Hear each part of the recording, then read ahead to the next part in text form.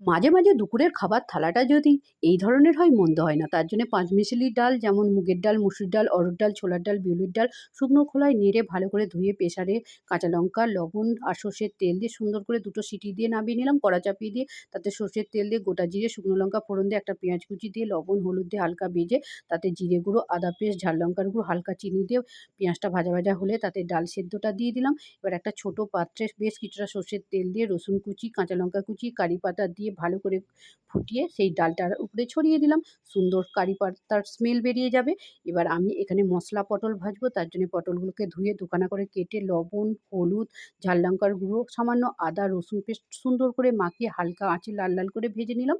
প্রত্যেকের জন্য একটা করে ডিমের অমলেট, তার জন্যে পেঁয়াজ কুচি, কাঁচা লঙ্কা কুচি দিয়ে সুন্দর করে লাল, লাল করে ডিমের অমলেট ভেজে এবার দুপুরের থালাটা সাজাচ্ছি। তার জন্যে পাঁচমিশালি ডাল, মশলা পটল, ডিমের অমলেট, আলু মাখা আর লেবু লঙ্কা দিয়ে ব্যাস